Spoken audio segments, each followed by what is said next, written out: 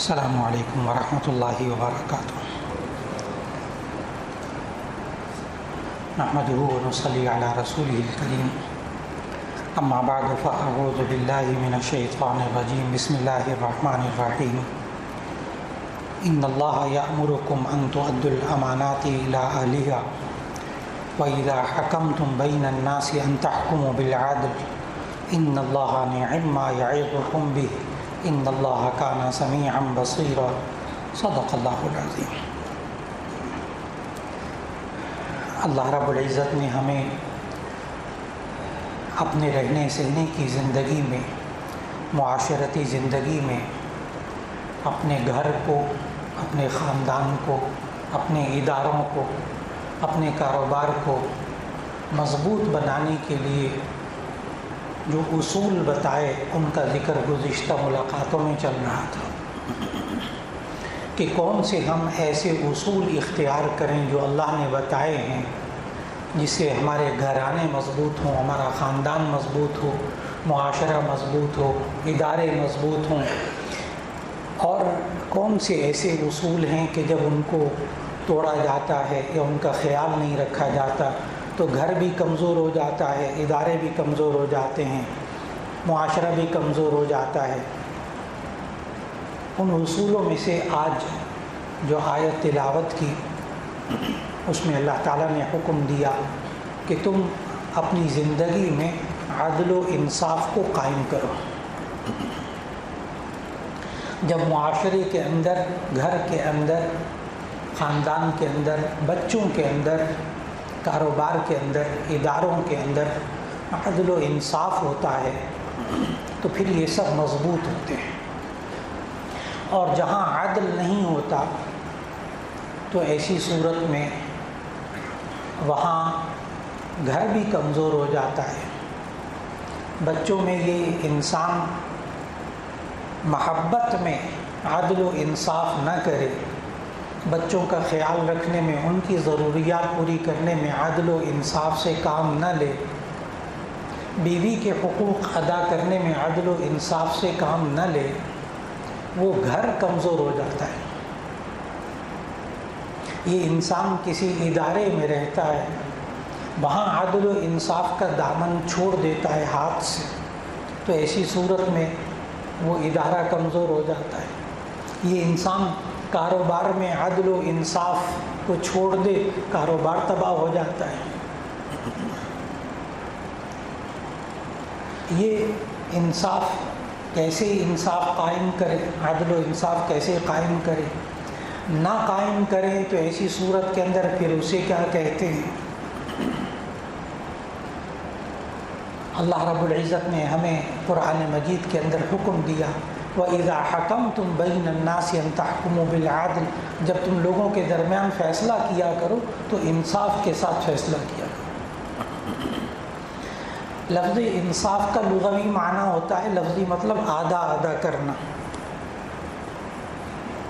عدل کا معنی برابری نہیں ہوتا، مساوات، صرف مساوات جو ہے وہ عدل نہیں ہوتا۔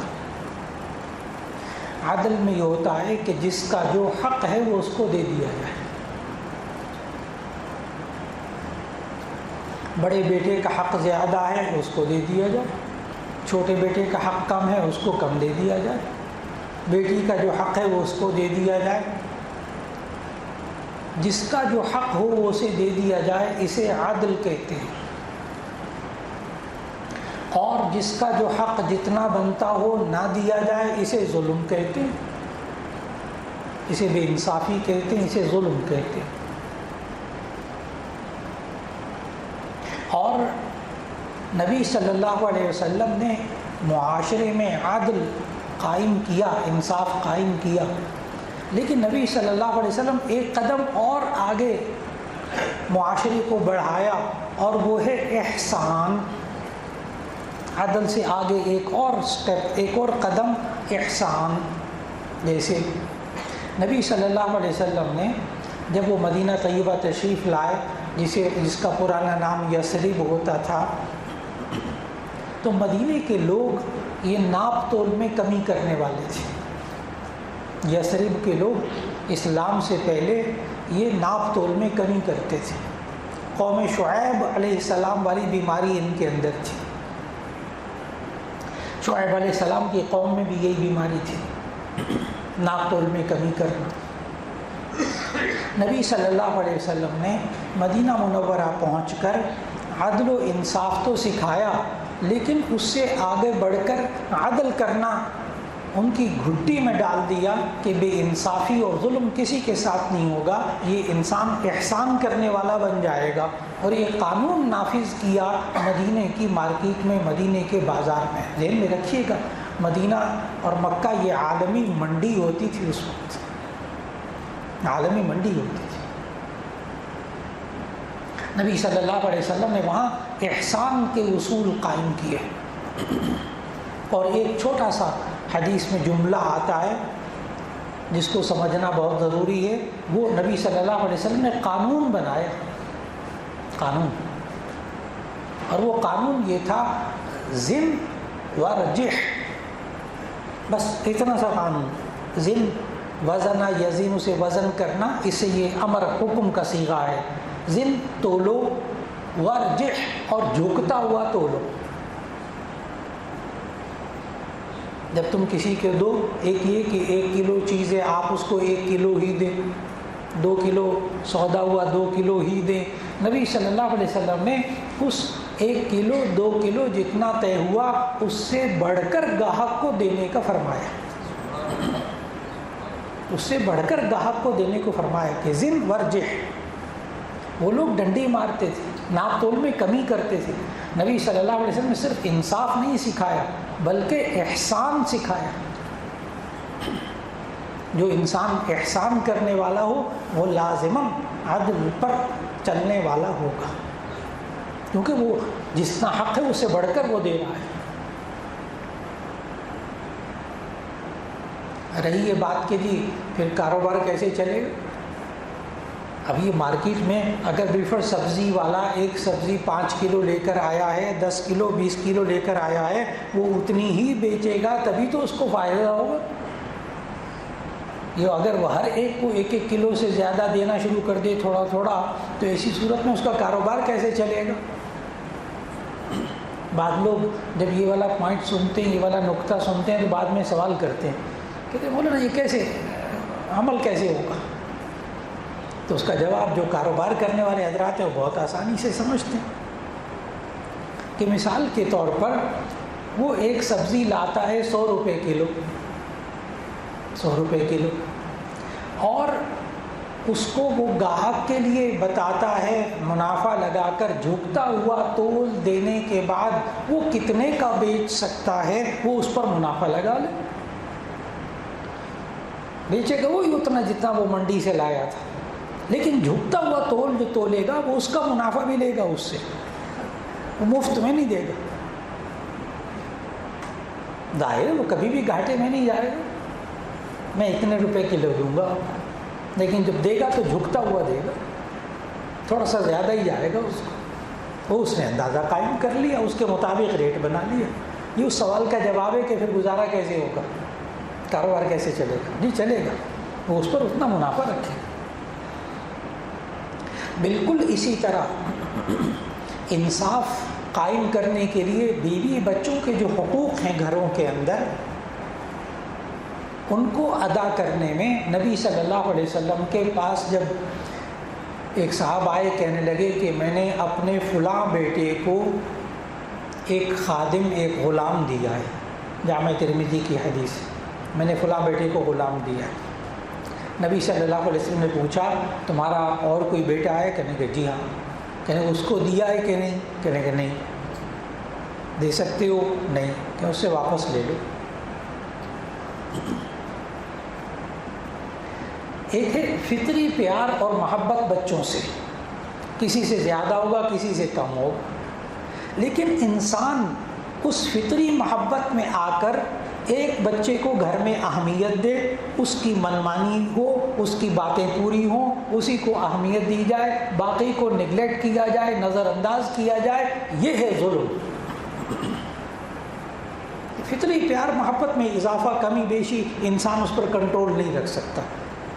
لیکن اس محبت میں آ کر دوسرے بچوں کی حق تلفی ہونے لگے، گھر کمزور ہونے لگے گا۔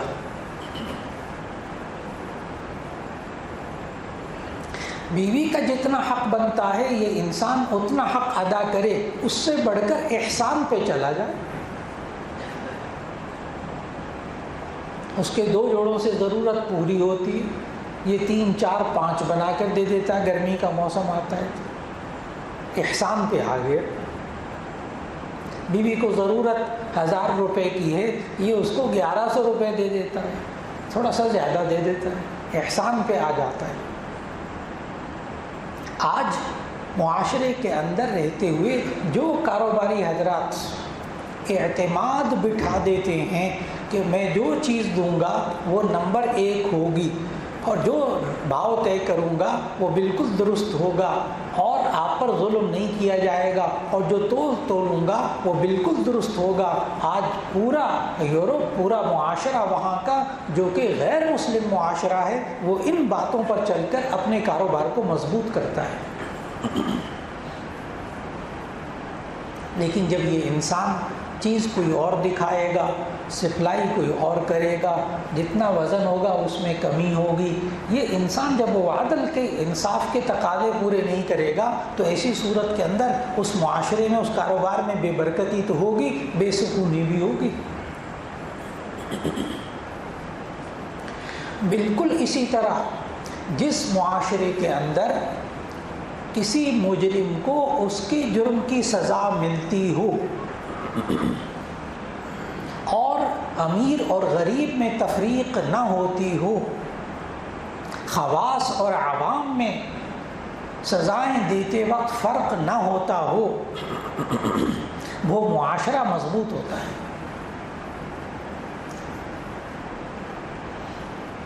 نبی صلی اللہ علیہ وسلم کے پاس جب وہ قبیلہ بنی مخزوم کی خاتون جس کا نام فاطمہ تھا، اس نے جب چوری کی، نبی صلی اللہ علیہ وسلم نے اس کے ہاتھ کاٹنے کا حکم دیا تو بڑی بڑی سفارشیں آئی تھیں۔ نبی صلی اللہ علیہ وسلم نے اس وقت یہی جملہ کہا تھا، گزشتہ قومیں اسی لیے تباہ ہوئی تھی کہ جب ان کا کوئی خاص بندہ جرم کرتا تو ان کو چھوڑ دیا جاتا اور عوام میں کوئی جرم کرتا تو اس کو سزا دی جاتی۔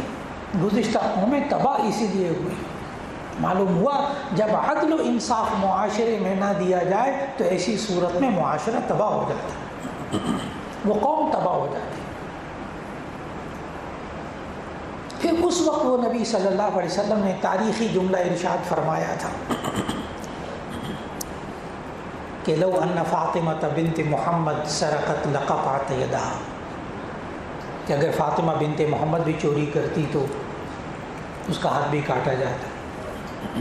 بعض لوگ یہاں سوچتے ہیں، بس اوقات جب یہ حدیث سنائی جاتی ہے نا تو بہت سے لوگوں کے دل میں نام آتا ہے کہ حضرت فاطمہ رضی اللہ عنہا کا ہی کیوں نام لیا، اور بھی تو بیٹیاں تھیں، اور بیٹیوں کا نام کیوں نہیں لیا؟ تو اس کا بنیادی نقطہ ذہن میں رکھیے گا، وہ جو مجرمہ تھی نا جس کا ہاتھ کاٹا جانا تھا، اصل میں اس کا نام بھی فاطمہ تھا، بنو مخزوم کی جو خاتون تھی۔ پھر نبی صلی اللہ علیہ وسلم نے اس معاشرے کے اندر ایسا عدل و انصاف قائم کیا کہ آپ حضرات کے ذہنوں میں وہ واقعات موجود ہیں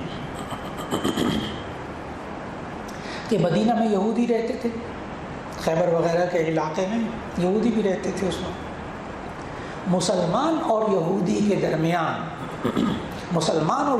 کے درمیان کسی بات پر جھگڑا ہوتا تھا تو یہودی کہتا تھا میں نے یہ مقدمہ محمد صلی اللہ علیہ وسلم کی عدالت میں لے جانا ہے، یہودی کہتا تھا۔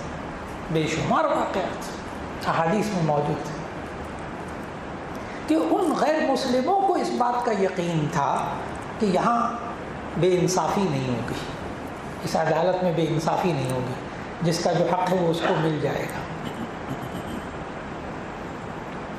آج وقت کا بہت بڑا تقاضا ہے کہ انسان کسی سیٹ پر بیٹھا ہو، کسی عہدے پر بیٹھا ہو، اس کے ماتحت لوگ رہتے ہوں، لوگ عدل و انصاف کا تعلق نا صرف عدالت سے سمجھتے ہیں، جج ہے، عدالت ہے، بس وہی ہے عدل و انصاف. نہیں نہیں، زندگی کے ہر معاملے کے اندر عدل و انصاف، زندگی کے ہر شعبے میں عدل و انصاف. یہ انسان کسی عہدے پر بیٹھا ہو، کسی سیٹ پر بیٹھا ہو، اس کے ماتحت ہوں، اور پھر لوگوں کو اس بات کا یقین ہو کہ یہ ظلم نہیں ہونے دیتا، نہ خود ظلم کرتا ہے نہ ظلم ہونے دیتا ہے. اور یہ اللہ تعالیٰ کی صفت ہے، عادل، نبی صلی اللہ علیہ وسلم کی صفت. اور اللہ تعالیٰ نے قرآن مجید میں کہا ان اللہ لا یظلم الناس شیئا، بے شک اللہ تعالیٰ کسی شخص پر، کسی انسان پر کبھی کچھ بھی ظلم نہیں کرتا. جس کا جو حق ہے وہ اس کو دے دیا جائے. لوگ بس اوقات مساوات کا بھی غلط مطلب سمجھتے ہیں. مساوات کا مطلب برابری، سب کے پاس پیسے برابر ہوں، سب کے پاس گھر برابر ہوں، سب کو ایک جیسا کھانا ملے، سب کو ایک جیسا فلاں ہو. یہ اسلام نے نہیں سکھایا، یہ کمیونزم کے اندر ہے.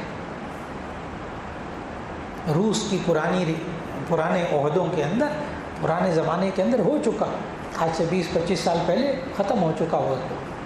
وہاں یہی تھا، ایک جیسے گھر، ایک جیسی روٹی، ڈبل روٹی سب کو ایک جیسی، چینی سب کو ایک جیسی، گھر سب کے ایک جیسے. اور یہ 4 بندوں کا گھر، یہ 6 بندوں کا گھر، یہ 8 بندوں کا گھر. اچھا آپ کے 2 بندے گھر کے کم ہو گئے، اب یہ آپ دوسرے گھروں میں آ جائیں. قائم کرنے کی لوگوں نے کوشش کر لی، لیکن یہ عدل و انصاف نہیں ہے. جس کا جو حق ہے وہ اس کو دے دیا جائے، یہ عدل و انصاف ہے.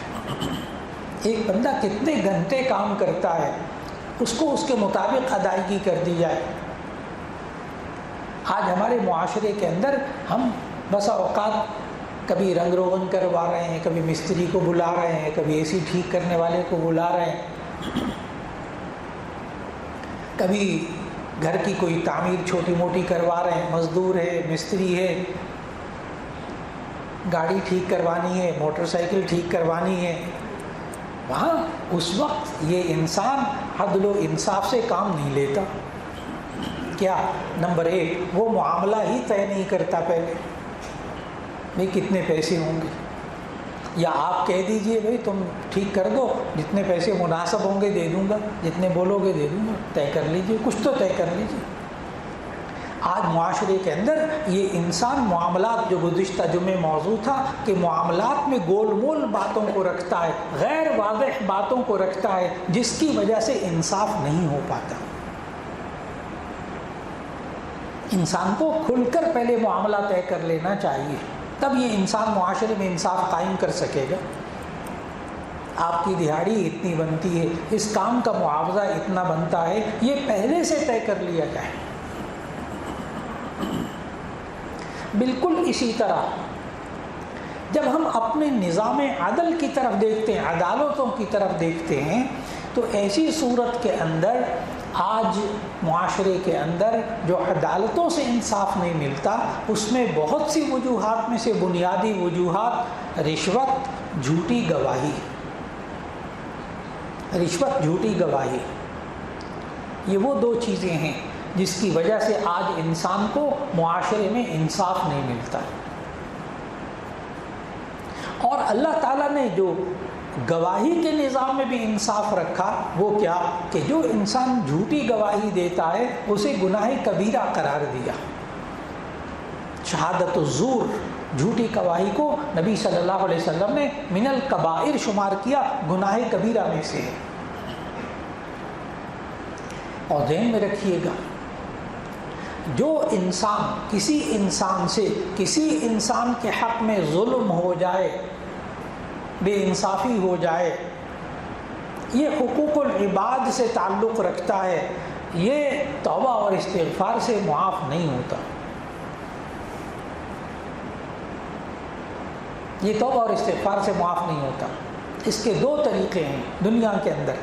ایک طریقہ یہ ہے کہ یہ انسان دوسرے انسان کے حق کو ادا کر دے، جتنا ظلم ہوا اتنا یہ حق ادا کر دے.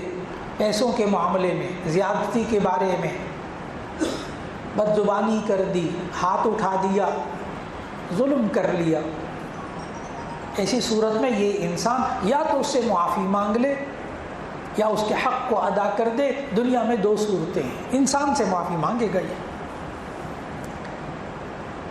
بیوی پر ظلم کیا، بچوں پر ظلم کیا، بچوں کے حقوق ادا نہیں کیے، بیوی کے حقوق ادا نہیں کیے، دوستوں کے رشتہ داروں کے حقوق میں ظلم کیا، اپنے ساتھی کاروبار میں ساتھی ان پر ظلم کیا. یہ لاکھ دفعہ حج اور عمرے کر کے آ جائے اس ظلم کا کفارہ نہیں ہوگا. یہ لاکھ دفعہ حج کر کے آ جائے، لاکھ دفعہ عمرے کر کے آ جائے، لاکھ روتا رہے، توبہ اور استغفار کرتا رہے. یہ عدل و انصاف ایک ایسی چیز ہے. اللہ رب العزت ہمیں اپنے گھروں کے اندر، اپنے دوستوں کے ساتھ، اپنے رشتہ داروں کے ساتھ اللہ تعالیٰ عدل و انصاف سے کام لینے کی توفیق عطا فرمائے. جہاں ہم کسی ادارے کے اندر ہوں، ادارے والے ہیں، ذمہ دار ہیں، فیکٹریوں والے ہیں، دفاتر والے ہیں، اداروں کے ذمہ دار مالکان ہیں، اللہ تعالیٰ ایک دفعہ سب کو توفیق دے دے کہ وہ اپنے اپنی جگہ میں عدل و انصاف قائم کرنے والے ہو جائیں. یعنی جس کا جو حق ہے وہ اس کو دے دیں، بلکہ اس سے بڑھ کر اس کو دے دیں. اللہ رب العزت اسی معاشرے کے اندر سکون بھی عطا فرما دے گا، ذہنی سکون بھی عطا فرما دے گا، برکت بھی عطا فرما دے گا. اور وہ برکت اللہ آنکھوں سے دکھائے گا، وہ برکت اللہ آنکھوں سے دکھائے گا. اللہ رب العزت اس کے ذریعے، عدل و انصاف کے ذریعے جو ہم گھروں میں قائم کریں، اللہ محبت کی فضا عطا فرما دے. آپس کے اختلافات، خاص طور پر جو آئندہ آنے والا ایک موضوع ہے، وراثت کے معاملات میں، والد کا انتقال ہو گیا، ماں کا انتقال ہو گیا، آگے مرد خواتین پر وراثت کی تقسیم میں بہت ظلم کرتے ہیں، بہت ظلم کرتے ہیں، جس سے دوریاں پیدا ہوتی ہیں، بڑی دوریاں پیدا ہوتی ہیں. اس لیے وہ الگ موضوع ہے، لیکن اس کو صرف اتنا سا جملہ عرض کیا کہ وراثت کی تقسیم میں بھی ہمیشہ عدل و انصاف سے کام لیا جائے، قرآن و سنت کے مطابق جس کا جو حصہ ہے اس کو دے دیا جائے، بعد کے فیصلے بعد میں کیے جائیں. اللہ رب العزت ہمیں زندگی کے ہر مرحلے میں عدل و انصاف سے کام لینے کی توفیق عطا فرما دے. وآخر دعوانا ان الحمد للہ رب العالمین.